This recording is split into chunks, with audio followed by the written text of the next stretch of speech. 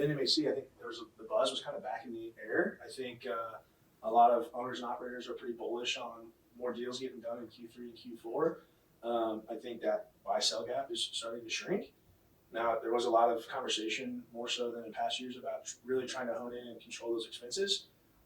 Insurance obviously being a top player in that area, and candidly, I think that's why it's more important now than ever to have someone that truly is an expertise, has deep expertise in not just real estate but multifamily specifically, knows how those owners and operators, how their businesses work, and that way we can really tell a true story to the insurance carriers about how those owners and operators are really running their business. Yeah. So for all of our hundreds of thousands of listeners, viewers out there, the trend in the marketplace over the past 5-6 years was to break everything up.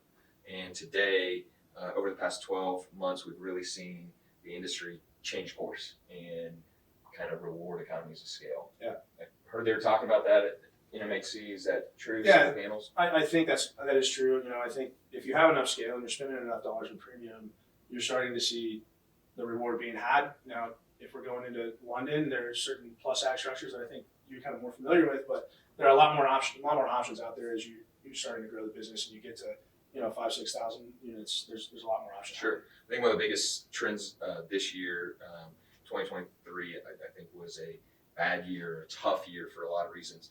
On 1/1, the treaty insurance renewals for carriers, kind of placed us in a tough position at the start of the year.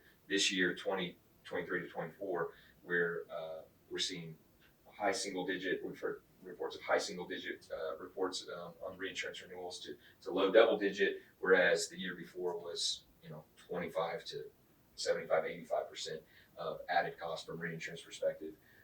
So that gives me a little bit of optimism. It doesn't say that rates are turning back in the other direction, but starting to plateau and hearing people say firm market as opposed to hard market.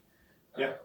So I think that's something that we've seen in the first 60 days in our big renewals, big placements that we've had. You mentioned London. We've seen the London market and European markets, Bermuda and so forth, come in and really have a more aggressive take than some of the domestic markets. I think the domestic markets have really beat up insureds here in the U.S. They've pushed them on values, they've pushed them on rates year over year, and getting some new capacity and some new players in the game, some new old players in the game is good for insureds. The call to action, right, is like, there's economies of scale. Carriers are rewarding economies of scale, and insureds are looking for alternative strategies. And that's what we built our name and brand on in this industry, and we'd love to talk to people, about plus aggregates, captives, parametric products, to really kind of change their approach and hopefully, obviously, with the intent to lower and control costs on their insurance program.